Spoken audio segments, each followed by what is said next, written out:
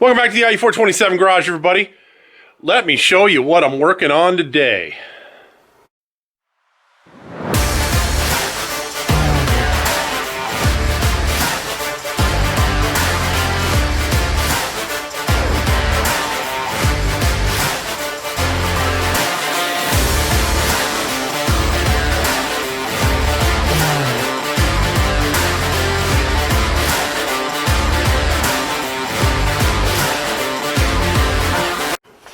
All right, I've been working my little tail off the last couple of days, and I haven't been picking up the camera, so I'm going to do a little catch-up for you, but let me show you what I've been working on today and let you in on a little story about some missing parts that we've been experiencing on this car. So, what I started to work on today was the oil pressure and temperature sensor that are supposed to go right in here. Now you can see I've got the oil pressure sender in there. And keep in mind, this is a Gen 2 Coyote. It's not as sensitive as the Gen 3 in that it needs the factory PCM to see oil pressure. So we're just putting a sensor in here for our gauge.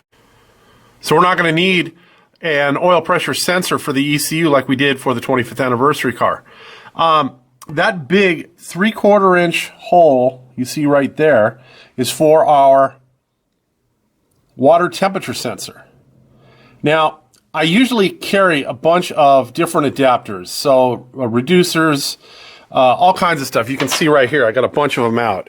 So this is the sensor we took out for the oil pressure. We're not going to use this. Here are some of the fittings that I generally have in stock. The one that is on the end of the sensor here came with the gauges. This one right here is one I pulled from stock. There was not one of these in our boxes of stuff upstairs. We're also missing a 3/4 inch NPT to 1/2 inch NPT reducing bushing. So what I'm going to do is I'm going to actually pick up a 3/4 to 1/2 inch and then a 1/2 inch to 1/8 inch so we can minimize some of this stuff in here. So I'm going to have to pick that up tomorrow. Now what we found is that as we've been going through the boxes and starting to pull stuff out to try to build this car, one by one I've been missing, little things here and there. The first thing we noticed that we were missing was the mass airflow tube. So it's a part made by a company called Treadstone, I believe. So that particular mass airflow sensor tube was used on the Gen 2 Coyotes, and it carried over into the first few Gen 3 Coyotes because it's the same tube that we used on the 25th anniversary car. Later, Gen 3 Coyotes went to a 4-inch versus the 3.5 because there were some reports that there were some issues with the tuning on them. But regardless, the Gen 2 needed this 3.5 inch mass airflow tube, and we couldn't find it. It's in the inventory. It wasn't initially back ordered, but we show that it had shipped, but I couldn't find the part. And so, just thinking that, well, maybe it got misplaced or it, didn't make it in one of the boxes. The owner looked on his end. We couldn't find it there. I looked through all the boxes here. I've been through these boxes so many times now. I know them backwards and forwards. Regardless, we did not have this mass airflow tube.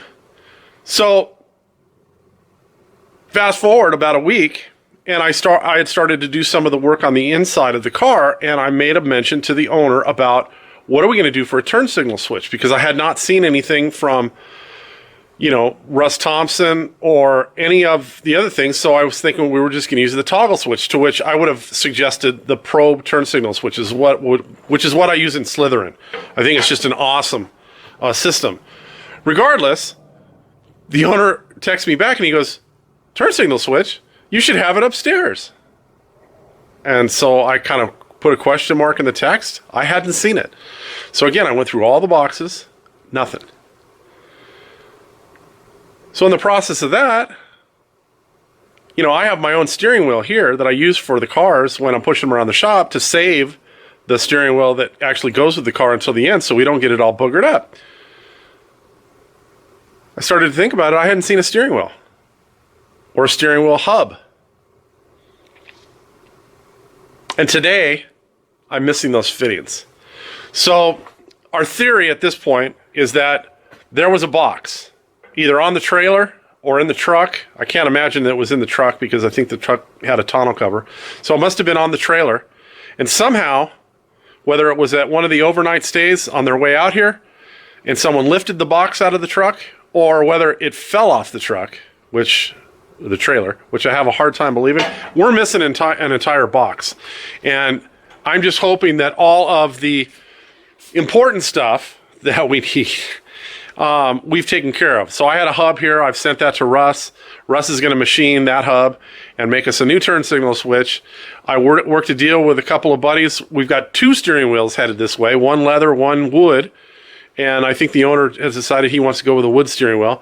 And then, what was the other thing? Oh, and the mass airflow sensor, we had no choice. We ended up having to order another one from Treadstone. So those things are taken care of now, but I'm hoping as we continue with the build, we don't find any more things that we're missing. I'm hoping that the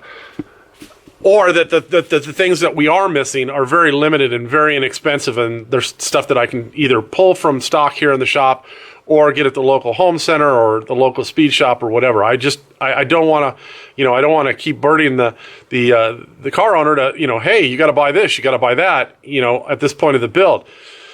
So we're working through that. I showed you what I started with the sensors, but then I'm at a standstill. It's already, it's already evening. It's close to 6 o'clock at night. I'm not going to be running out and trying to round up parts. It's kind of rainy and overcast here. It's cold. And I'd rather just stay in the nice warm shop than go out and try to hunt down parts. So I'm going to be going to the home center anyways tomorrow for my other job. And so I'll just pick up that adapter or those adapters tomorrow and we'll be fine.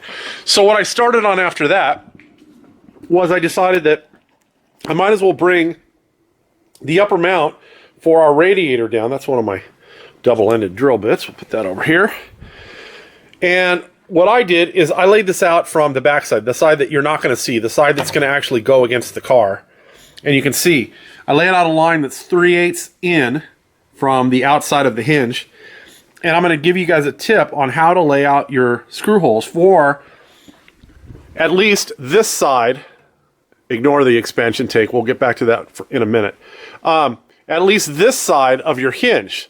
Because Mark over at Breeze tells you to lay out 14 evenly spaced holes, but doesn't, what are you going to do? Start from the center? So the easiest way that I've found to do it is come in a 1/2 inch from the end and mark a hole. Come in a 1/2 inch and mark a hole. Then you have 21 inches between those 2 outside holes. Go every 1.5 inches, and then you'll end up with 14 evenly spaced holes. Now we may do the same thing here. You can see I marked it on the other side, but honestly I want to bring the radiator down here and I want to match that up to the radiator before I drill the holes in the hinge. Because what I've done in the past is I've pre-drilled those, and inevitably one of those holes ends up in one of the pre-punched holes in the radiator. And the difference is we have an AFCO radiator.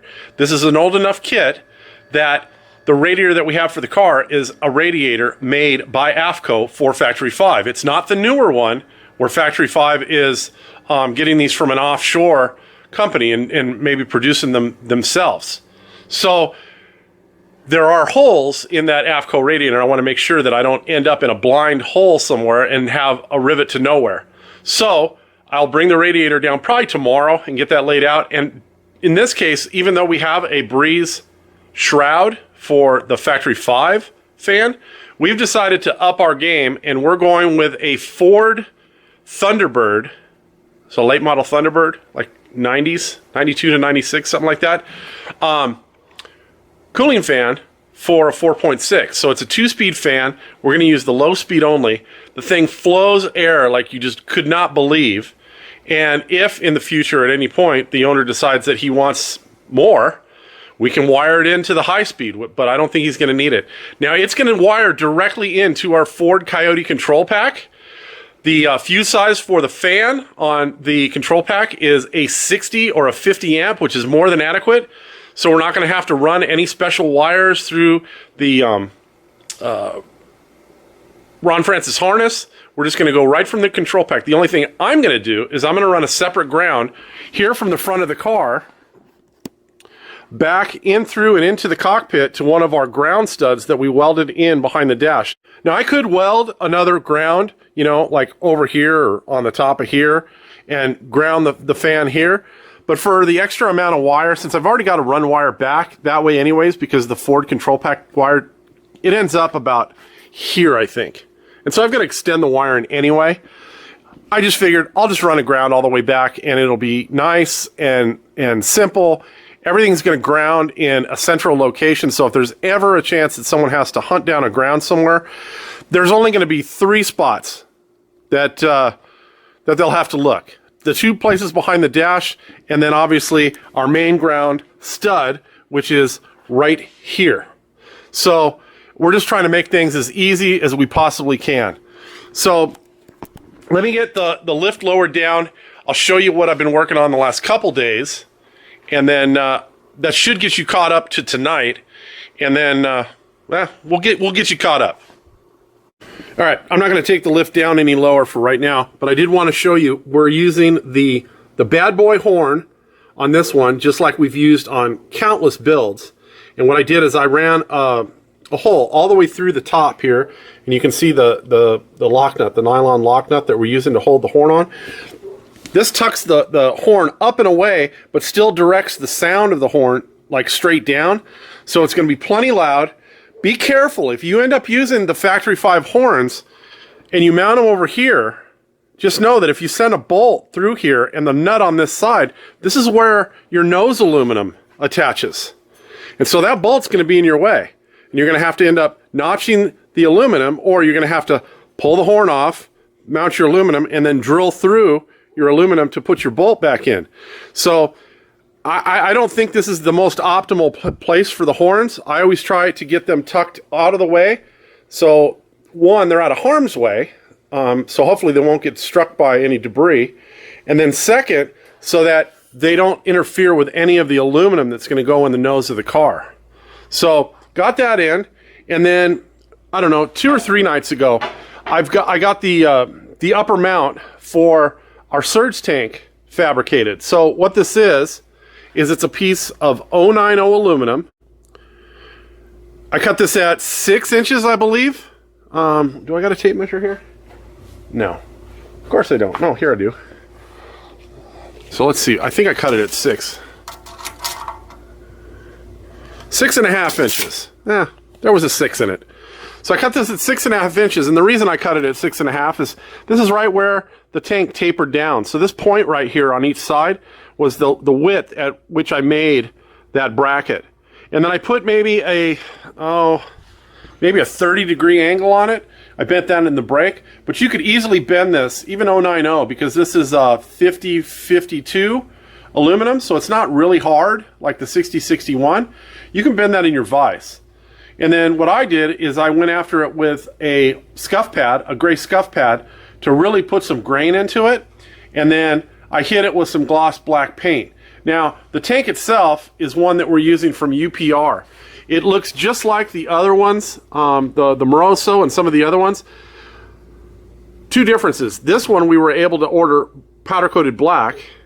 And then 2, it came with a pressure cap. All of the other ones, you had to purchase the cap separately.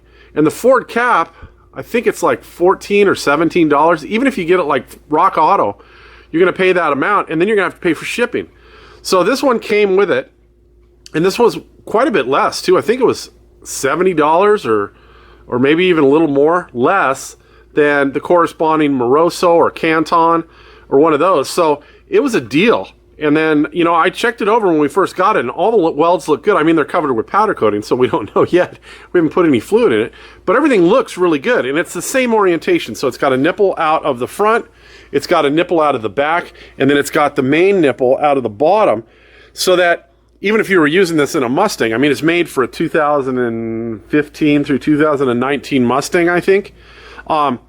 It's a nice unit. So we'll see. We're going to try it. And I like the contrast that we've kind of created under the hood with the black and the silver.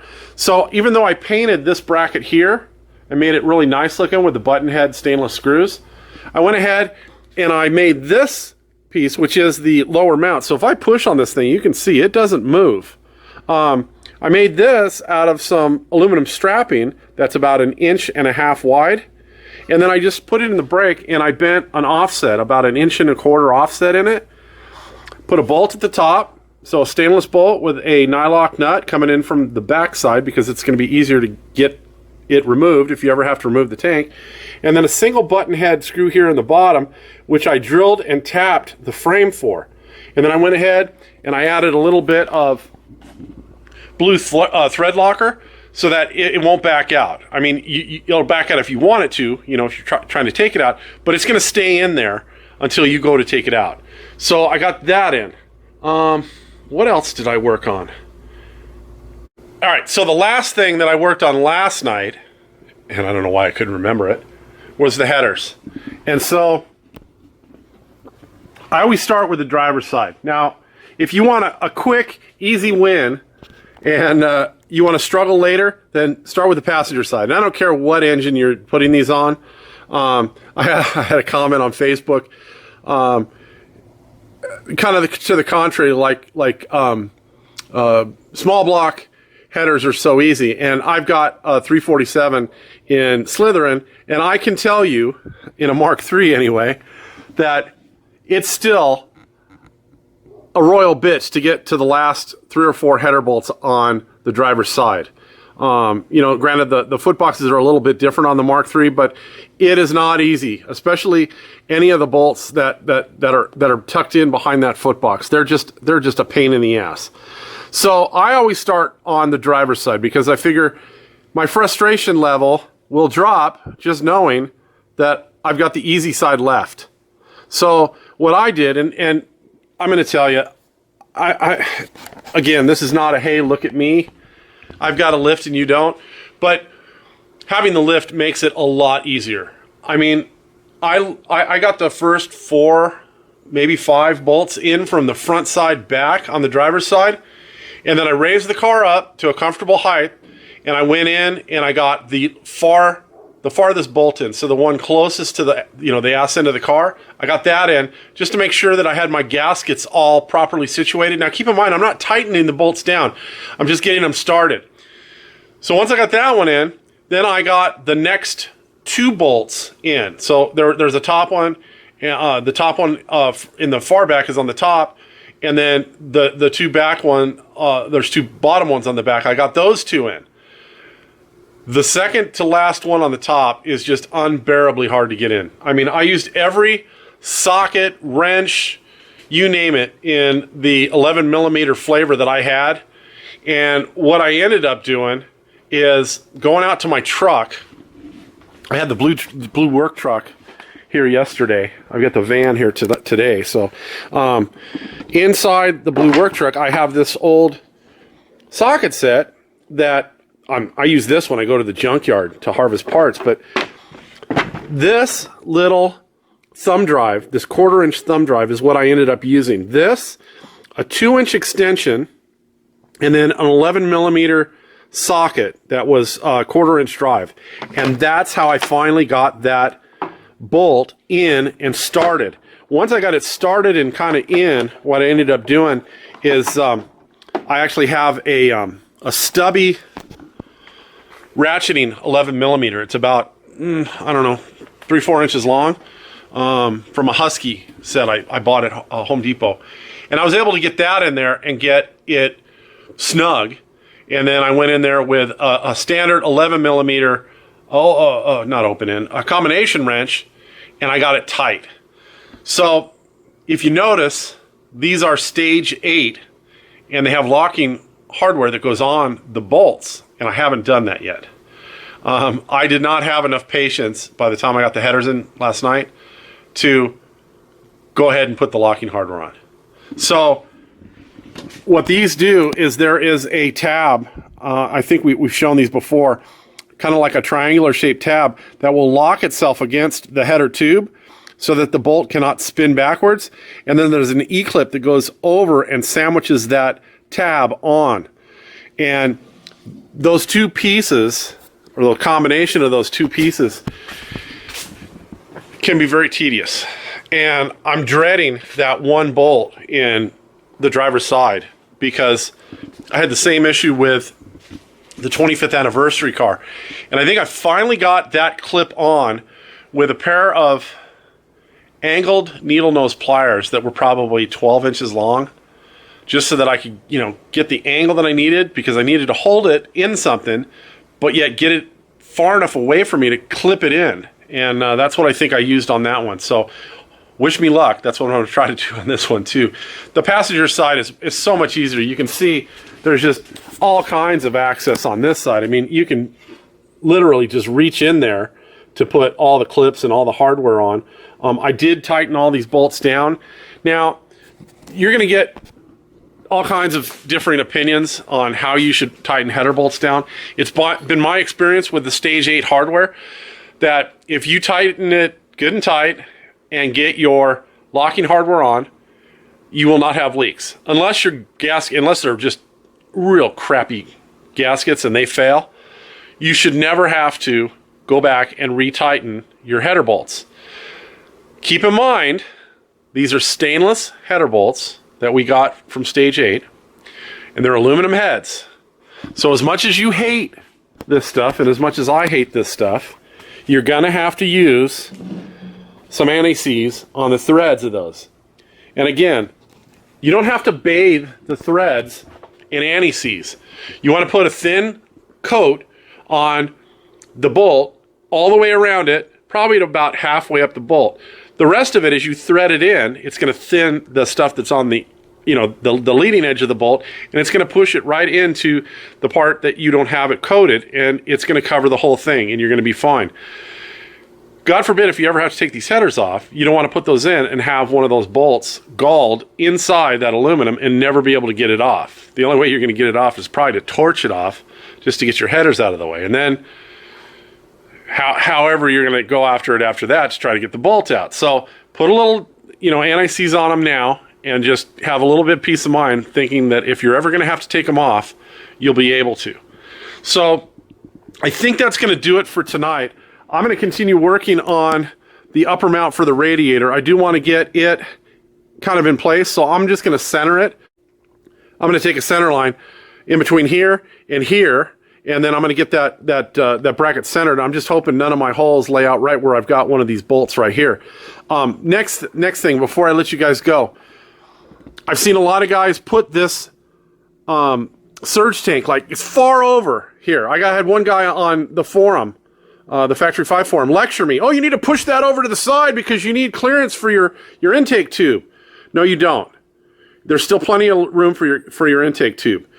Do yourself and your painter a favor and give yourself at least 5 inches from right here to the edge of the tank. This way, when Miller or your painter has to get in here and adjust these hinges, that tank isn't right against there and he can't get tools in there. Please, do your painter a favor and give him some room when you put this thing in. The intake tube is still going to fit, and you're not going to have any problems with any of the hoses. So just go ahead and move it over a little bit and give your painter a little bit of room. I'll see you guys all tomorrow. All right, welcome to tomorrow, everybody. I could have utilized some of the parts that I have here in the shop. And if we got the parts from Factory 5, which we may have. Like I said, I think we lost a box somewhere along the line. But you can see what happens when you start ganging these parts together, right? So if we would have gone with this solution, this is the adapter that comes with the gauge sender, right? This one right here, the 1/8 inch to, I think that's a 3/8 NPT. Then we would have had to go from that to a 1/2 inch NPT, or what Factory 5 sends is this 1/8 inch MIP to 1/2 inch NPT adapter, right? So you can see that's a little shorter. But with either of these solutions right here, we would have needed another adapter. We would have needed a 1/2 inch NPT to 3/4 inch NPT bushing. So you can see the thickness or the depth of this thing starts adding up. Well, we have a great hardware store out here. It's called McFadden Dale, and it's kind of like McMaster-Carr. I know all you Factory 5 guys know about McMaster-Carr. We talk about it all the time when someone says, hey, I can't find this part. And we say, hey, just go to McMaster-Carr online and you can get it. And they are great. And they're actually here in California. They're in Santa Fe Springs. But McFadden Dale is like McMaster-Carr without all of the hassles of going down there and actually buying out of their store. So I managed to get this 3/4 NPT to 1/8 inch MIP adapter, one piece. And so you can see that it is just as tall as any of the other adapters. Actually, it would be shorter than this one. And by the time we would have had to add another bushing onto either that one or that one, we would have had thickness that was far greater than the depth of our sending unit. And you'd really want the sending unit to be in the flow of water. You don't want just, water sitting inside that's not going to actually get to the end of the sensor. So even with the Factory 5 solution, you can see we're at the end of the sensor. By the time we added another adapter in there, we would have been almost flush. Put it in here, the one we bought, and it's going to be right there. So this is probably the best solution. And you can actually get this part from McMaster-Carr online. Shipping is the other thing with McMaster-Carr. Even here, though, we're relatively close to them, I hate going to their store because it's just a zoo down there. Everybody and their brother is in their store. And so you can actually order the piece, and I'd pay for shipping. It'd probably be about $13 to ship a $7 piece. So for a $7 piece, you end up paying, close to $20. But, is it worth the aggravation to actually go to a hardware store and find these? I don't know that you're going to find one of these in your local Ace Hardware. Like I said, we're lucky we have a McFadden Dale here because they have all this kind of stuff. And I picked up some button head screws while I was there too. So we're going to go ahead, we're going to put this in, and then we're going to put the sensor in, and then we'll be able to finally run the oil pressure sending unit in that we've just got setting in there for right now, because it's kind of in the way of doing the coolant temperature sensor. And so I wanted to make it so I could just pull it right back out and get our temperature sensor in there for our water temperature gauge. So I'm going to get working on that. I'd like to get that done tonight, and then I'd like to jump back on to our upper radiator mount. So I'll bring it back just as soon as I've got something more to show you.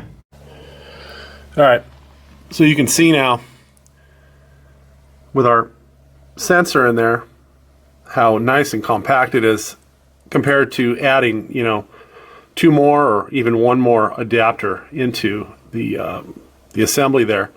And then we've got our oil pressure sensor in, and then when I clocked it, I made sure to clock it to where the instructions, where the signal and where the ground needed to go.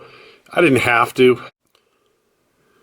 It's in the literature for the gauge, but this way I figured if anybody had to replace this thing later or make sure the wires were where they needed to be, that it would be self-explanatory. So that's all in. Now I'm going to have to dress these wires that went to the old sensors. Ford has a, coolant temperature sensor connector here, and then of course our oil pressure sensor for the Ford control pack, or for the Mustang basically, was right here, and we're not going to be using those. So I'm going to probably take those and then bring them back and then dress them back in here. I hate to cut off the connectors if at some point in the future someone needs them. So we'll do something to get those up out of the way and get them nice and neat. I think what I'm going to work on now is I picked up some hardware for that front surge tank. I had some stuff here, but I'm just not happy with the length of the hardware that I had here. So I picked up some 3/4 inch long button heads. These are stainless, and they're 5/16. So they're the same ones we have in there. And then I picked up some 1.5 inch. I just picked up 10 of each. I figured I'd just put them into stock here. And what I'm going to do is I'm going to replace the stuff that I have over here with the surge tank. So basically I'm going to replace the hardware that I have coming in through here. I'm just not happy. I cut these were 2 inches long, and I cut them to 1.25 inches, and they're just hanging on to the nylon here. So I'm going to go ahead, I'm going to run the 1.5 inch ones in here, and then the 3/4 inch ones I'm going to run in from here, because you can see they're just a little bit long. Those are 1 inch long. Those are the standard size that Factory 5 uses on a lot of stuff, and so I just figured I'm just going to replace those with some 3/4 and neaten that up, and then that part of that will be done, and then I'm going to keep moving it forward on the upper radiator mount. I might even bring the radiator down from upstairs. So I'll bring you back. All right, music update. The doors. Riders on the Storm. I've got the upper mount mounted to the radiator. Now, don't get all freaked out on me. Since I'm using a different fan, I've got to mount this different. So normally Mark's, tells you to use his fan shroud, which mounts on the back side of here, to drill your holes. And there are 2 pre-punched holes in the top of his fan shroud, which you can use to drill through the radiator here and here. It's somewhere in here. We're not using his fan shroud, even though we have one upstairs. So I'm mounting this a little bit different. If I tried to use these outside holes, because I'm trying not to drill any more holes in the AFCO radiator than are already here, if I used these, the one on this side would just miss, because I have to shove the fan over to the driver's side in order to miss the inlet over here. So I'm moving the fan over, and so I would just miss this. So I'm using this here, which is the second hole in, and again, these are pre-punched holes in the top of the radiator, and I'm using the one right here, which is the second one in. Now I went ahead and I made holes in the hinge at each one of the locations where there was a hole already in the radiator. So here, where we're using that there, I'm going to drill. I already drilled for a pop rivet here. I've got a hole in the center. I've got another pop rivet hole drilled there, the other mount, and then this one on the outside. And so in these 2 locations, you can see I've got through bolts all the way through the radiator. That's what's going to hold the brackets for our upper mounts for our cooling fan. On the others, I'm just going through with some stainless machine screws. They're about 3/4 inch long, and backing them with nylock nuts. These are what Breeze gives you to mount the Factory 5 fan to the fan shroud. We're not using it, so I figured I might as well use the hardware. So I've got the hinge all mounted, and what I'm going to have to do tomorrow is I'm going to have to pick up some 3/4 inch aluminum angle, and I'm going to use that on the bottom here to make a shelf to support the bottom of our cooling fan. And then I'm going to mount that just like we did Michael's fan on his car. And then at the top, I'm going to make 2 little L brackets here that are going to bolt the top in. So it'll be pinned on the bottom and bolted at the top. So what I'll do tomorrow is I'll pick up that angle, and I'll get started on that tomorrow when I get back to the shop. And then I've also got to pick up a 90-degree barbed fitting. And so this is, I believe, a 1/4 inch MIP, or it could be a 1/4 inch NPT. I think it might be NPT. And then I'm going to get a 90-degree fitting with a 3/8 barb on it. And that's going to be for our steam port vent for the radiator going into the surge tank. So I'm going to pick those things up tomorrow, and I'm going to continue working on the radiator. Ugh. All right, we're tomorrowing, everybody. You can see what a mess a little bit of fabrication can bring the shop. So I got my little fab table out, which is nothing more than a folding table. Nothing too fancy here. But I've got the fan all mounted to the radiator, and I've got the radiator mounted into its opening. Now, you're going to need help putting the radiator in. There's really no 2 ways about it, because to try to negotiate the fan in between the frame, because it's got to come up in from the bottom, because the tanks stick out on each side, you just can't physically do that and get the radiator in place. So if your helper is anything like Mrs. IE427, you want to make it as quick and painless as possible. So through trial and error, all these years, I've come up with probably the best way of doing this. Once you get the radiator held in place, and you're going to be the one holding this, just grab a couple of number 1 Phillips head screwdrivers. I have a number of these around the shop. And hand those to your Mrs. IE427. And once you get the radiator hinge roughly in place, just have your helper push those through, and then it will support the weight of the radiator. The one thing it won't do is it's not going to hold up the bottom. So once you get those in, transfer your Mrs. IE427 to the bottom to hold the radiator at the bottom at kind of the angle it's going to go in. It's not important at this time to get it perfect. You just want it held forward enough so that it's at an angle that's pretty much parallel with the top bar up here. And you don't want it too high because then the tank's going to hit the frame. So while she's holding that, grab a tie wrap, which you should have ready. This is a 12-inch tie wrap down here.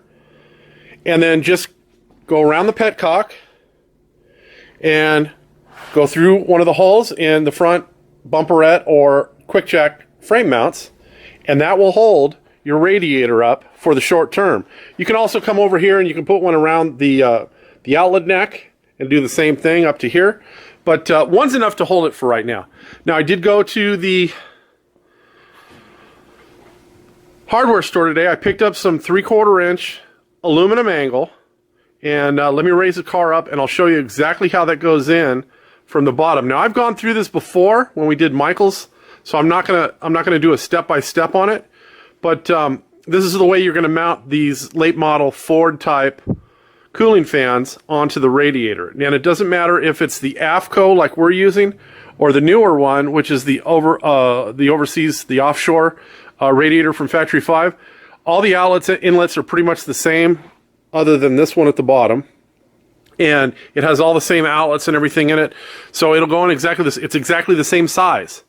So all this will work if you choose to do the Ford radiator, or sorry, if you choose to do the Ford cooling fan versus the Factory 5 fan or the Factory 5 fan with the Breeze shroud. So let me raise this up and we'll take a look at it from underneath. Alright, so here you go. Here is the 3/4 inch aluminum angle that I have that's supporting the bottom of the cooling fan.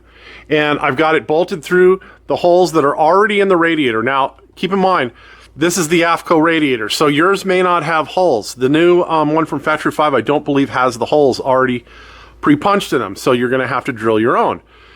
These bolts right here are just acting as pins to locate the bottom and support the bottom of the cooling fan. So there's a corresponding hole in the bottom of the cooling fan housing that the cooling fan slides over, basically this bolt, this screw in the bottom. And there's a nylon lock nut on the back side of it, so it won't back out. And then I've just attached these with